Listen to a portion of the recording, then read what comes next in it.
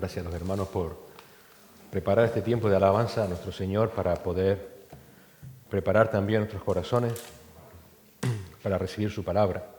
Y les invito a que abran la Biblia, su Biblia, la espada del Espíritu, como dice Pablo en Efesios, en Gálatas capítulo 4. Les recuerdo que Gálatas es una carta que el apóstol escribe para defender la libertad que tenemos en Cristo. Ese es el tema general o central de esta carta, la libertad en Cristo. Y en esta mañana queremos considerar, con la ayuda del Señor, el capítulo 4, versículos del 1 al 7, donde vamos a ver la orfandad de las obras, o de la orfandad de las obras a la adopción por la fe. De la orfandad de las obras a la adopción por la fe. Una de las doctrinas más consoladoras que podemos encontrar en la palabra del Señor es el de la adopción. El de la adopción, es decir, la enseñanza de cómo Dios ha hecho que personas enemigas suyas hayamos sido declaradas por Él sus hijos. Es asombroso. Antes de que Cristo nos salvara, éramos por naturaleza huérfanos espirituales. Estábamos bajo la cruel opresión del pecado de Satanás y por naturaleza, dice Pablo en Efesios 2:3, éramos hijos de ira, hijos de desobediencia, Efesios 5:6. En palabra del propio Señor Jesucristo en Juan 8:44, éramos hijos del diablo. Nuestro único hogar era este mundo maldecido por el pecado y por sus pasiones, un mundo que pasa rápidamente. Primera de Juan 2:17. Nuestro único guardián era una ley escrita en nuestros corazones que no dejaba de acusar nuestras conciencias por nuestra maldad, y nuestro único futuro era la aterradora expectativa del juicio en el infierno, Hebreos 10:27. Esa era la realidad de todo aquel, era y es la realidad de todo aquel que no tiene a Cristo.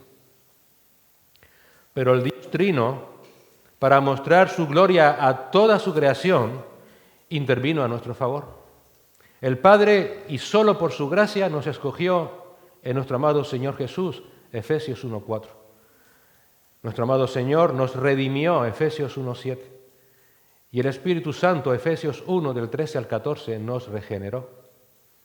En esa regeneración se nos dio vida espiritual, Juan 6:63.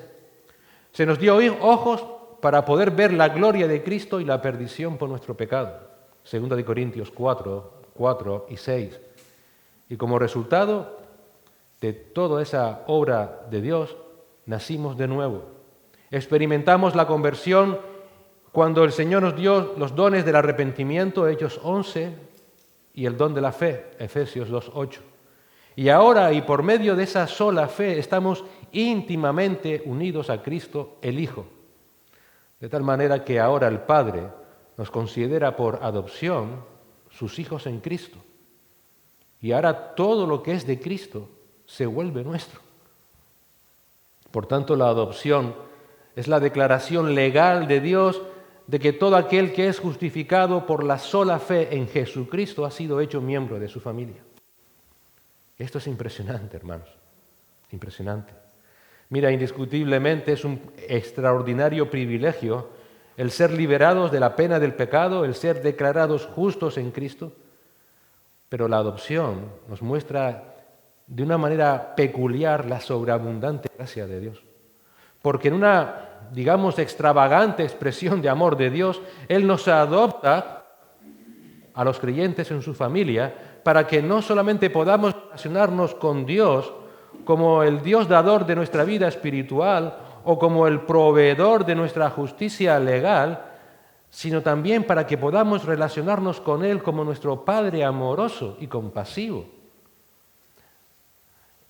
Para que podamos relacionarnos con Él en una relación tan íntima y cercana como la que tiene Cristo.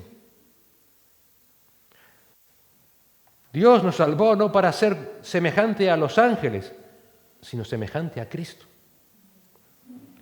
J. Packer habla de la adopción en estos términos.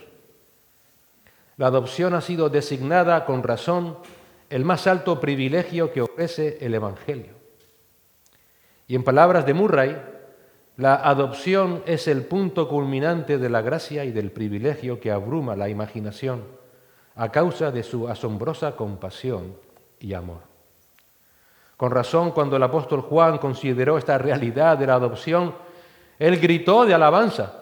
Y en Primera de Juan 3:1 dijo: mirad cuál amor nos ha dado el Padre para que seamos llamados hijos de Dios. Por esto el mundo no nos conoce, porque no le conoció a Él. Por eso, hermanos, la adopción como hijos de Dios es el mayor privilegio que jamás tendremos. Y máxime cuando consideramos que esa adopción se debió solo al puro afecto de la voluntad de Dios, ya que en nosotros nada había que la pudiera motivar. Nada podíamos hacer para ganarla. Y por eso Dios nos adoptó solo por gracia y solo por fe. Es por esa razón que no es de extrañar que este Evangelio de Jesucristo, de la salvación, de la adopción como hijo solo por gracia y solo por fe, haya sido atacado continuamente a lo largo de la historia. Y en particular, siendo atacado diciendo que hace falta obras humanas, no solamente para ser salvos, sino para ser hijos de Dios. Todas las religiones, sin excepción, incluso aquellas que se llaman cristianas, pero que son simplemente formas falsas de cristianismo, enseñan que la gente es librada del juicio, es salvada del castigo divino, es hecha hijo mediante sus propias obras. Obras de moralidad, obras religiosas. Y esa es la gran mentira de Satanás con la que ha cubierto el planeta a lo largo de toda la historia de la humanidad.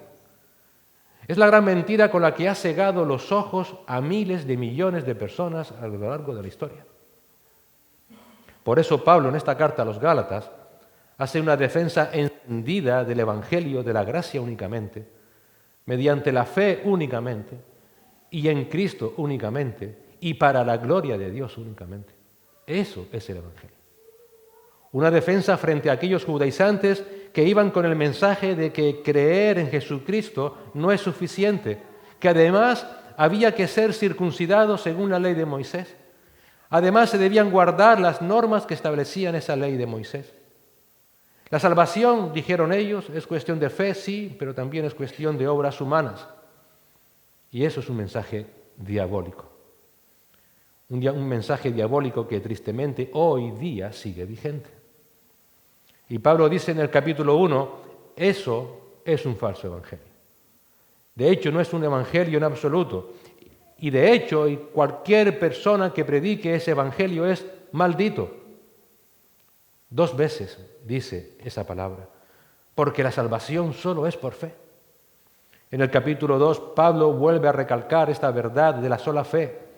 En Gálatas 2:16 escribe: sin embargo, sabiendo que el hombre no es justificado por las obras de la ley, sino mediante la fe en Cristo Jesús, también nosotros hemos creído en Cristo Jesús para que seamos justificados por la fe en Cristo y no por las obras de la ley, puesto que por las obras de la ley nadie será justificado. De nuevo, Gálatas 3:11, y que nadie es justificado ante Dios por la ley es evidente porque el justo vivirá por la fe. En Gálatas 3:24, de manera que la ley ha venido a ser nuestro ayo para conducirnos a Cristo a fin de que seamos justificados por fe. Y en Gálatas 3:26, pues todos sois hijos de Dios mediante la fe en Cristo Jesús. El corazón maravilloso del Evangelio es la fe en nuestro amado Señor Jesucristo. La salvación no es algo que tú te ganas, es un regalo que recibes solo por creer. Somos justificados por la fe en Jesucristo y tenemos el enorme privilegio de ser declarados hijos de Dios por la misma fe en Jesucristo. Y este gran privilegio de la adopción por la fe es el mensaje que encontramos en el pasaje de esta mañana, en Gálatas 4, del 1 al 7. Por la fe tienes el gran privilegio de pasar de ser un huérfano por tus obras a la adopción como hijos por la fe en Jesucristo. Y Pablo va a presentar esta verdad en 2 puntos. Sin Cristo y por las obras éramos huérfanos espirituales. Y el segundo punto, con Cristo y por la fe somos hijos de Dios. Sin Cristo y por las obras éramos huérfanos espirituales. Con Cristo y por la fe somos hijos de Dios. Vamos a orar. Señor y Padre, gracias por este enorme privilegio de poder ser llamados hijos tuyos, Señor. Por habernos dado este enorme privilegio a través de la obra preciosa de nuestro amado Señor Jesucristo, tu Hijo amado, en quien tienes complacencia. Ayúdanos, Señor, te suplicamos ahora en esta mañana a recapacitar en tu palabra, en lo que tu Espíritu Santo inspiró en este texto de Gálatas, Señor, para que podamos entender ese enorme privilegio. Y para que, entendiendo, tú sigas llevando a cabo tu obra en nuestras vidas, Señor. Entre aquellos que nos acompañan trayendo salvación, entre aquellos, Señor, que ya somos tus hijos, trayendo, Señor, gozo y alabanza a tu nombre, despojándonos de todo peso y de pecado que nos asedia, para correr la carrera que tenemos por delante con libertad, Señor. Que tu Espíritu Santo nos ayude a entender el texto, ayúdenos a ser sencillos, claros, pero también precisos, líbranos del error, Señor, y que en todo tú seas exaltado. En el nombre de Jesús. Amén. Vamos a leer Gálatas 4, del 1 al 7. Gálatas 4, del 1 al 7. Vamos a ver, como hemos dicho en esta mañana, de la orfandad de las obras a la adopción por la fe. Dice Gálatas 4, del 1 al 7. Pero también digo, entre tanto que el heredero es niño, en nada difiere del esclavo, aunque es señor de todo, sino que está bajo tutores y curadores hasta el tiempo señalado por el Padre. Así también nosotros, cuando éramos niños, estábamos en esclavitud bajo los rudimentos del mundo. Pero cuando vino el cumplimiento del tiempo, Dios envió a su Hijo, nacido de mujer y nacido bajo la ley, para que redimiese a los que estaban bajo la ley, a fin de que recibiésemos la adopción de hijos. Y por cuanto sois hijos, Dios envió a vuestros corazones el Espíritu de su Hijo, el cual clama, Abba, Padre. Así que ya no eres esclavo, sino hijo. Y si hijo, también heredero de Dios, por medio de Cristo. Lo primero que nos dice el apóstol Pablo en este texto, desde el versículo 1 al versículo 3, es que sin Cristo y por las obras éramos huérfanos espirituales. Y Pablo, para ilustrar esta verdad, la verdad de la orfandad espiritual, en los que están aquellos que viven bajo la ley mosaica, bajo la dependencia de sus obras, Pablo los va a comparar con un niño huérfano de padre.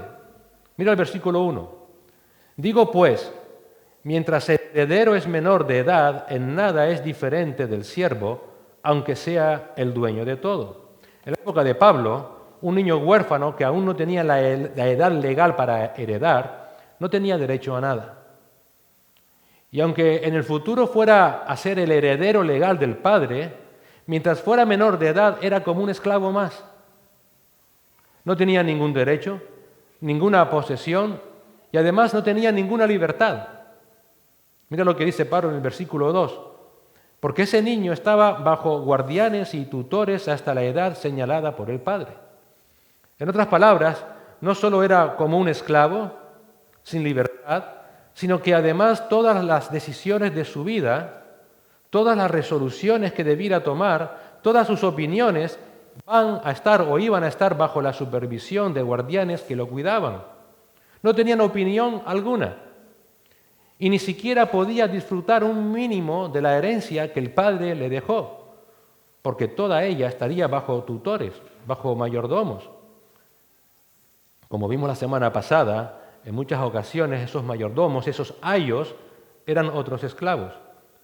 Y estos normalmente eran los encargados del cuidado de la herencia material del niño hasta que llegara a la edad que el padre había decidido que fuera mayor de edad. Así que un hijo huérfano y sin la edad necesaria era como si no fuera hijo. Aunque fuera heredero por derecho, no lo era de hecho. No disfrutaba de libertad, no podía disfrutar de su filiación como hijo, ni de sus posesiones legítimas. En definitiva, su vida como hijo era un sinsentido. vacía, bajo cuidadores en ocasiones malvados y sin opción de poder escapar de esa situación hasta que llegase la mayoría de edad. Eso es una situación terrible. Teniéndolo todo al alcance de la mano, no poder disfrutar de nada. Y encima siendo subyugado por otros esclavos. Así que un huérfano, un niño sin derecho a nada, es la comparación que Pablo usa para que entendamos quiénes son todos aquellos que están bajo las obras. Pablo usa esta ilustración tan triste y tan desesperada de un huérfano para que entendamos que todos nosotros, antes de ser salvados por la sola fe en Cristo, estábamos en una situación espiritual similar, versículo 3. Así también nosotros, mientras éramos niños, estábamos sujetos a servidumbre bajo las cosas elementales del mundo. En otras palabras, antes de que Cristo nos salvara por la sola fe, éramos como esos niños, pero en sentido espiritual. Estábamos en un estado de absoluta inmadurez, de orfandad espiritual. Éramos gobernados de manera impasible e insensible, indiferente, por mayordomos y tutores que eran las cosas elementales del mundo. Pablo dice, estábamos sujetos a servidumbre bajo las cosas elementales del mundo. Ahora, ¿a qué cosas elementales del mundo se refiere Pablo? La frase cosas elementales del mundo también se puede traducir, algunas versiones la traducen así, como rudimentos del mundo, lo rudimentario del mundo. Esta es una frase que Pablo también usa en otro libro, en otra carta que él escribió, en la carta a los Colosenses. Les invito a que vean esta carta en Colosenses y que leamos juntos Colosenses 2, versículo 8, para que así podamos entender un poquito a qué se refiere Pablo con estas cosas elementales del mundo, con estos rudimentos del mundo a los que están esclavizados todos aquellos que dependen de sus obras, que aún no confían en la sola fe en Cristo. En Colosenses 2:8, Pablo dice, mirad que nadie les haga cautivos por medio de su filosofía y vanas sutilezas, según la tradición de los hombres, conforme a los principios elementales, aquí está la palabra, o el concepto, del mundo y no según Cristo. Aquí Pablo llama a esos rudimentos del mundo, a esas cosas elementales del mundo, filosofías, es decir, sabiduría humana. En palabra de Santiago 3:15, la sabiduría humana es una sabiduría terrenal, animal, diabólica. Esa es esa sabiduría, rudimento del mundo. También esos rudimentos, dice Pablo, son vanas sutilezas, es decir, ideas ingeniosas, aparentemente atractivas, pero inútiles, que no dejan de ser tradiciones de hombres, conceptos e ideas morales, reglamentos y regulaciones creadas por personas que nacen de la altivez, del orgullo, de la vanidad del ser humano y que solo tienen un fin, erigirse en contra del conocimiento de Dios, que buscan la desobediencia a Cristo. Pablo dice en 2 Corintios capítulo 10, versículos 4 y 5, que él combatía esa altivez de esa sabiduría humana con el Evangelio, porque esa sabiduría busca la desobediencia a Cristo. Dice Pablo en 2 Corintios 10, 4 y 5, porque las armas de nuestra contienda no son carnales, sino poderosas en Dios para la destrucción de fortalezas. ¿Qué fortalezas? Versículo 5.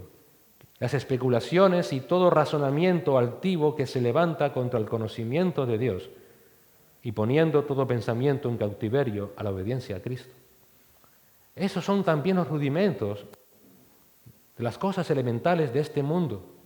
Las filosofías, la terrenal, animal, diabólica, las vanas sutilezas, las ideas morales, reglamentos, regulaciones creadas por personas que nacen de un corazón orgulloso y que se están levantando contra el conocimiento de Dios. Pero volviendo a Colosenses capítulo 2, Pablo en los versículos 20 al 23 prosigue describiendo esos rudimentos, esas cosas elementales, pero ahora ya lo hace desde una perspectiva más religiosa. Y en Colosenses 2, del 20 al 23 leemos, Si habéis muerto con Cristo a los principios elementales del mundo, de nuevo aquel concepto, ¿por qué como si aún vivierais en el mundo os sometéis a preceptos tales como no manipules, ni gustes, ni toques? Todos los cuales se refieren a cosas destinadas a perecer con el uso, según los preceptos y enseñanzas de los hombres. Tales cosas tienen a la verdad la apariencia de sabiduría en una religión humana, en la humillación de sí mismo y en el trato severo del cuerpo, pero carecen de valor alguno contra los apetitos de la carne. No manejes, no gustes, no toques. Un autor observa algunas de estas prohibiciones eran sin duda una especie de repromulgación de la ley mosaica, mientras que otras serían restricciones en cuanto a comidas y bebidas. Por ejemplo, el evitar el aceite, evitar el vino, evitar incluso la carne, una carne que, como dice Pablo en Corintios, previamente había sido sacrificada a los ídolos. Era una prohibición, en definitiva, de hacer todo aquello que desde una perspectiva moralista pareciera poco espiritual. En definitiva, es como si se pudiera lograr la victoria sobre el pecado, el progreso en la santificación, basando toda la confianza en nuestra evitación absoluta, según nuestros conceptos mundanos. Pero como Pablo afirma en el versículo 23 de Colosenses, a ojos humanos, tales cosas tienen a la verdad la apariencia de sabiduría en una religión humana, en la humillación de sí mismo y en el trato severo del cuerpo, pero carecen de valor, no valen para nada contra los apetitos de la carne. En otras palabras, todos esos preceptos religiosos parecen sabios y a lo mejor lo fueran si estuviéramos hablando de una religión de hombres, donde se busca agradar a Dios con esfuerzos humanos en el culto, con esfuerzos de autohumillación, de sacrificio, con menosprecio del cuerpo. Pero dice Pablo, ¿pero sabes qué? Nada de esto vale cuando estamos hablando que lo que nos separa de Dios es nuestro pecado, los apetitos de la carne. Ante eso, nada podemos hacer por nuestros esfuerzos. Necesitamos a Cristo. Por eso creer que estamos a bien con Dios porque dejamos de comer ciertos alimentos o de beber ciertas bebidas o porque no fumo o porque no me hago un tatuaje. Si creemos que estoy a bien con Dios porque me sacrifico, porque me desgasto llevando a cabo obras religiosas, por muy espirituales que sean esas obras, es vivir en los rudimentos del mundo. Si yo creo que yo debo negar todo eso para estar a bien con Dios, estoy diciendo que la fe en Cristo es insuficiente. Eso es vivir en los rudimentos del mundo. Es seguir viviendo como huérfanos espirituales, porque en la práctica nada de esto trae gloria a Dios, sino al orgullo del hombre. Al orgullo que cree que de esa manera está logrando tener una correcta relación con Dios por lo que hace o deja de hacer. Y eso no liberta a nadie, lo esclaviza. Lo esclaviza. Por eso Pablo en Gálatas dice que antes de que Cristo te salvara por sola fe, estabas sujeto a esa servidumbre bajo esas cosas elementales del mundo. Así que cuando se vuelve a las obras, a un legalismo y moralismo, por ejemplo, no sé, pero en conversaciones, de no comer ciertos alimentos porque estaban prohibidos al Israel en el Antiguo Testamento. Cuando, por ejemplo, se ve pecaminoso el beber, sin ánimo de emborracharse, claro, por ejemplo, un vaso de vino. Creer que es pecaminoso beber una cerveza o un licor porque es alcohol y el alcohol es pecado. Cuando se asiste a actividades eclesiales para alcanzar una vida religiosa más espiritual, cuando todo eso sucede, si es lo que motiva tu corazón, ten cuidado. Ten cuidado porque estás volviendo a los rudimentos religiosos del mundo de donde Cristo te sacó cuando estabas huérfano de la vida espiritual en la que naciste.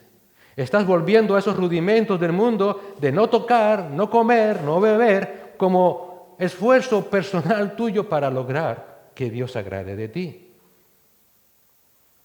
De esos rudimentos del mundo de los que Él te libertó y de los que Él te libertó cuando te salvó por la sola fe.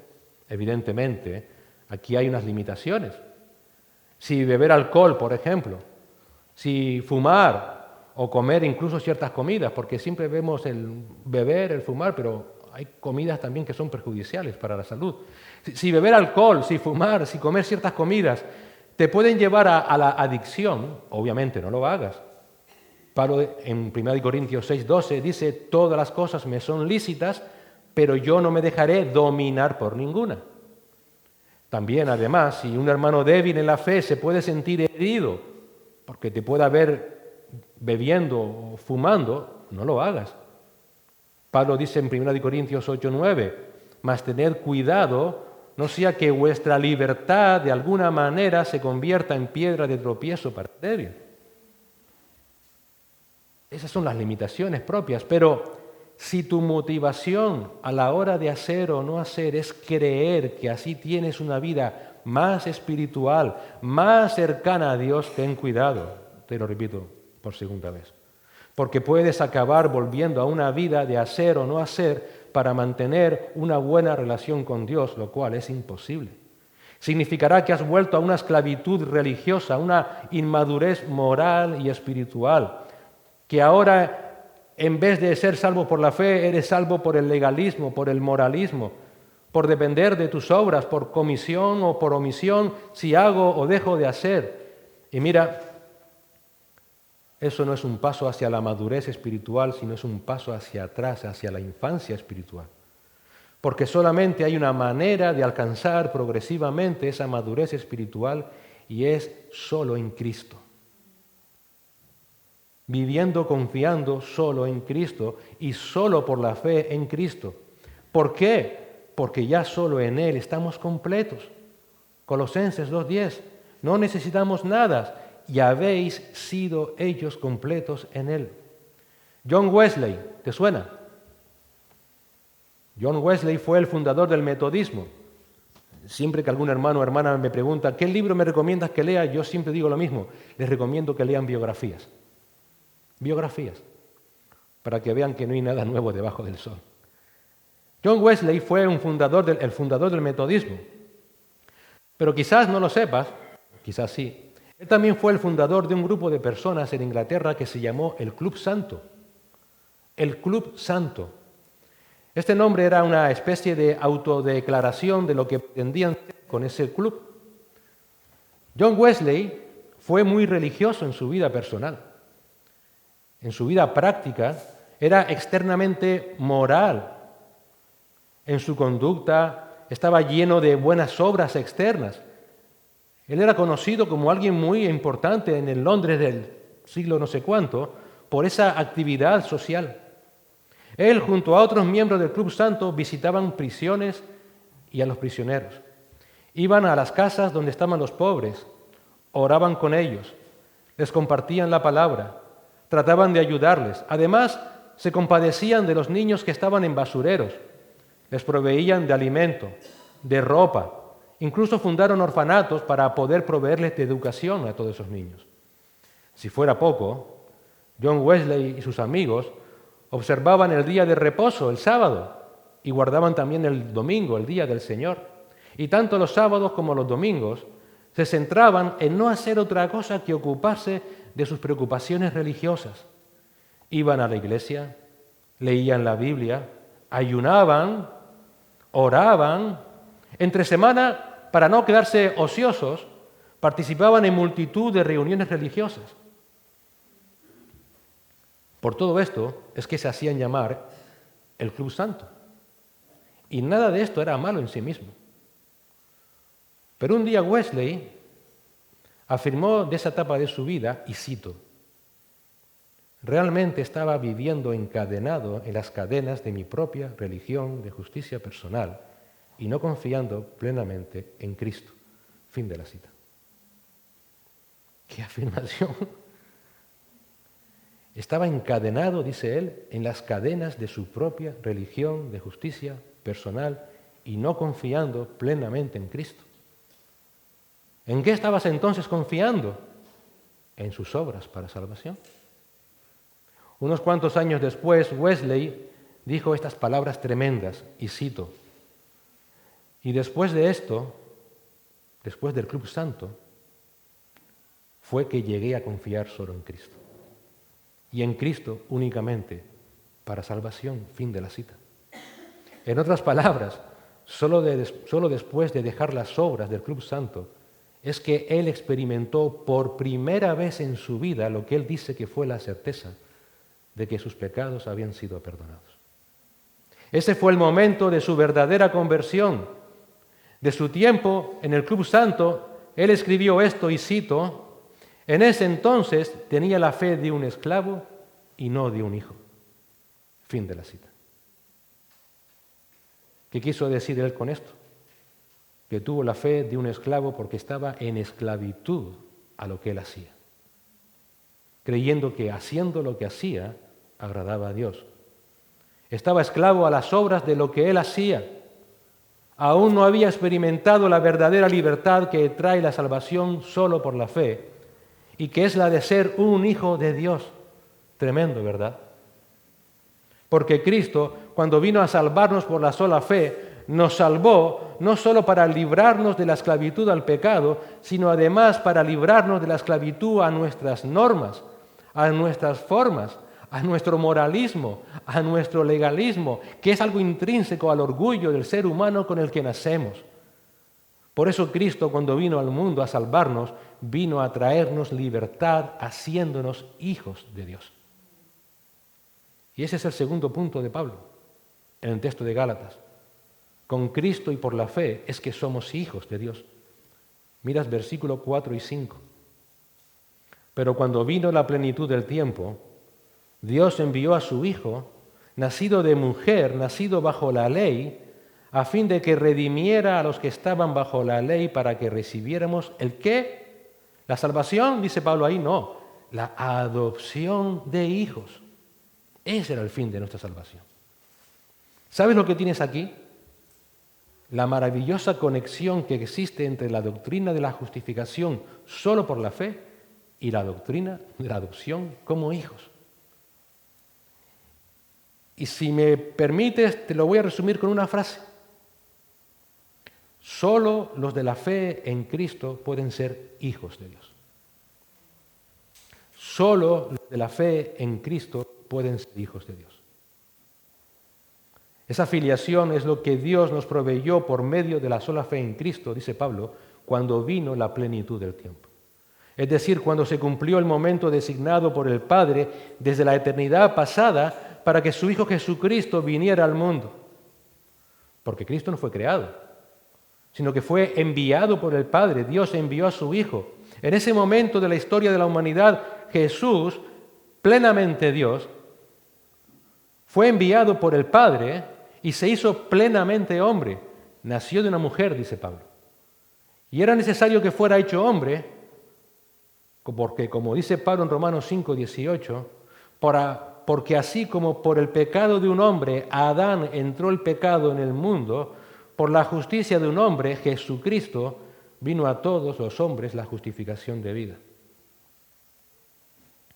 Y esa declaración de ser justos delante de Dios solo fue posible porque Cristo nació bajo la ley. En otras palabras, Cristo cumplió perfectamente toda la ley que nosotros no podemos cumplir y pagó el precio de nuestra desobediencia a esa ley que es la muerte y que nosotros debíamos pagar. Y Cristo hizo todo eso, versículo 5, a fin de que redimiera, de que comprara a los que estaban bajo la ley, bajo los rudimentos de este mundo, bajo el no toques, bajo no hagas, para que recibiéramos la adopción de hijos. Cristo nos compró de la maldición de la ley, de la maldición de nuestras obras, para salvación. Nos compró de los rudimentos del mundo en el que estábamos y lo hizo habiendo llegado a ser maldición por nosotros. En Gálatas 3:13 recordamos lo que dijo Pablo. Cristo nos redimió de la maldición de la ley, habiéndose hecho maldición por nosotros, porque escrito está: maldito todo el que cuelga de un madero. Y es por eso que ahora, y solo por la obra de Cristo y solo por fe, Dios a todos aquellos que confían en Cristo como su Señor y Salvador y se arrepienten de sus pecados, Dios les adopta como sus hijos. Versículo 6. Y porque somos hijos, Dios ha enviado el Espíritu de su Hijo a nuestros corazones, clamando, Abba, Padre. En otras palabras, ahora en Cristo y por medio de la sola fe, el Espíritu Santo que Dios ha enviado dentro de nosotros, clama por nosotros, Abba, Padre. En ese momento de la salvación por la sola fe es que clamamos, ahora, Dios mío, eres mi Padre. Eres mi Padre. Y en ese momento, y solo por la fe, descubres que Dios no solo te salvó, sino que ahora eres hijo de Dios. Y que en Cristo, y solo por la fe, eres como Cristo. Ya eres un hijo mayor de edad, ya puedes heredar todo lo que el Padre tiene para ti. Has llegado a la madurez espiritual con la libertad que eso trae. Versículo 7. Por tanto, ya no eres siervo. Ya no eres siervo. Por la fe y solo por la fe en Cristo, ya no eres aquel niño sin padre, bajo la tutoría de tus obras vanas, bajo la esclavitud de tu pecado, bajo la esclavitud de normas inútiles, de normas morales necias. Ya no eres más familia del diablo. Ahora eres hijo de Dios. Ya nunca más un hijo de desobediencia. Ya nunca más un hijo de ira. Ya este mundo no es tu hogar. Ahora por Cristo y por la fe ya no eres siervo, sino que eres hijo. Y si hijo, también heredero por medio de Dios. Dios mostró su gloria a través de su amor y de su gracia hacia nosotros, porque por Cristo y por la fe eres hijo. Y si hijo, también heredero por medio de Dios. Solo por medio de la gracia de Dios, que se muestra solo por medio de la sola fe y confianza en el sacrificio suficiente de Cristo, es que eres hecho hijo de Dios. Ahora solo por Cristo puedes acercarte con confianza al trono de la gracia. No tienes que hacer nada, nada. Solo puedes acercarte confiadamente por lo que hizo Cristo. Ahora puedes hablar con el Padre y decirle, Abba, Padre. No tengo que hacer previamente un esfuerzo purificador para poder hacerlo como hacía el sumo sacerdote para poder entrar al lugar santísimo. Solo por Cristo, todas las obras, normas, mandatos humanos que te tenían esclavizado a la ley, que te llenaban de miedos, de temores, de angustias, se han ido para siempre. La gracia de Dios los ha quitado todos. En Cristo eres un hijo libre de Dios. Y si hijo, también heredero por medio de Dios. Y por la misma maravillosa gracia de Dios, por la misma fe en Cristo, eres coheredero con Cristo por medio de Dios. Piensa en esto, coheredero con Cristo. Todas las bendiciones que pertenecen a Cristo son tuyas. A veces oramos, Señor, y es normal, y más cuando pasamos por momentos de tribulación, dame paz, dame paciencia. Estás pidiendo a Dios que te dé lo que ya Él te dio cuando te salvó. Como hijo de Dios, simplemente ponlo en práctica. Vete al trono de la gracia y, Señor, ayúdame a poner en práctica lo que ya en Cristo soy. Pero a veces, en este mundo lleno de rudimentos, en esta carne que aún estamos caída, pensamos, pero para poder hacer que Dios me responda, yo debo hacer esto o aquello otro.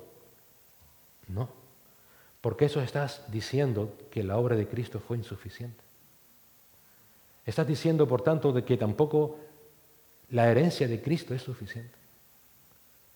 Estás diciendo, por tanto, de que tú tampoco eres heredero de todo lo que Cristo tiene.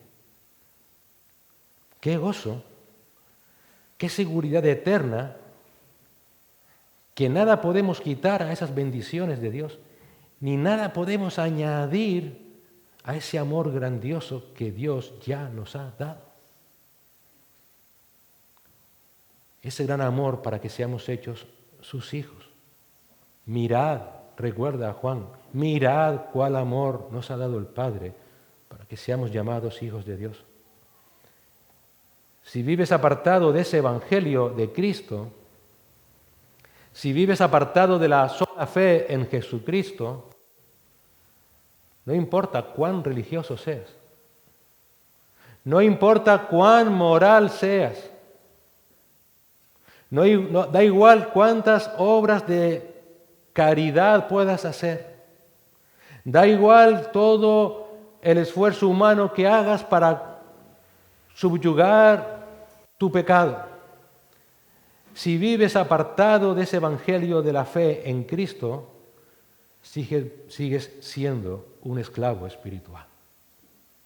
Sigues bajo la ley, sigues bajo el pecado, sigues bajo maldición, sigues cautivo a las cosas elementales de este mundo.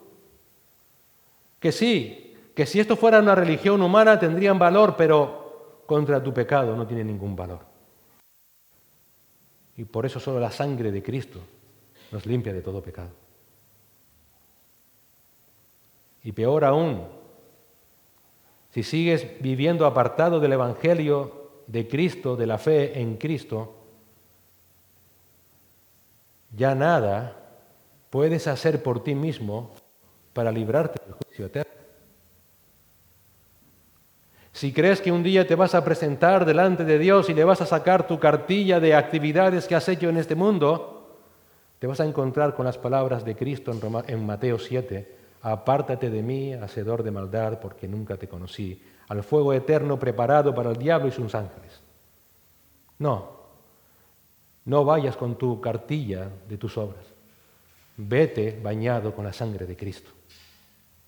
Él fue el sacrificio perfecto, el Cordero de Dios, que Él murió para el perdón de nuestros pecados. Solo puedes librarte por medio de la fe en Cristo Jesús. Y esta es la promesa inmutable de Dios. Que si crees en Jesucristo y te arrepientes de tus pecados, inmediatamente Dios no te salva, te declara su Hijo para siempre.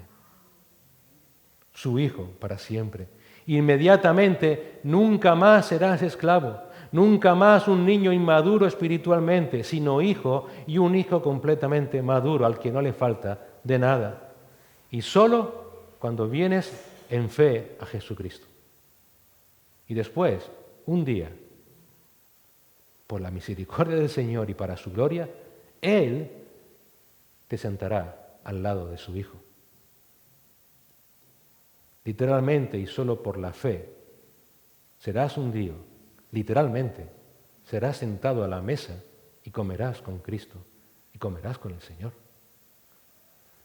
Ni los ángeles tienen ese privilegio, pero todos aquellos que hayan confiado en Cristo por fe, lo tendremos. Esa es la gracia asombrosa de Dios para con nosotros, pecadores, que solo por Cristo, solo por gracia y solo por fe, ahora somos llamados hijos de Dios. Señor, gracias por tu infinita bondad, Señor.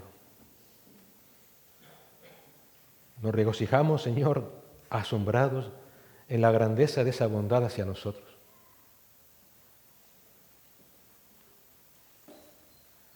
Merecíamos el infierno eterno, Señor, pero en tu bondad eterna nos salvaste para hacernos tus hijos y para hacernos coherederos con Cristo.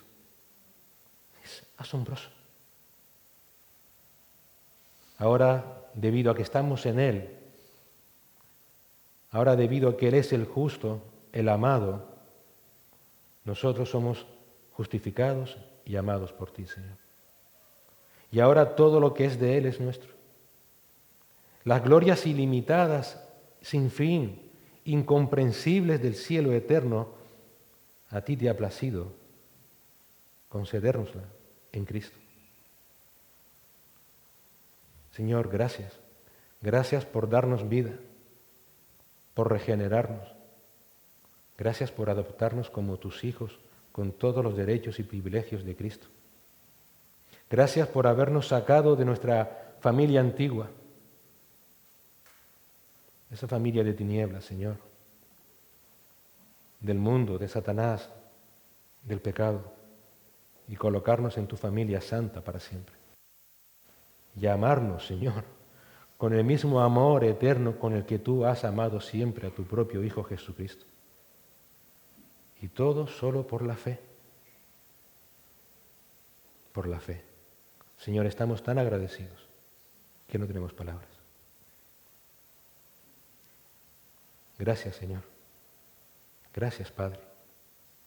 Gracias por tu Hijo. Gracias por tu palabra. Gracias por tu Espíritu Santo. Gracias por darnos fe y arrepentimiento. En el nombre de Cristo. Amén.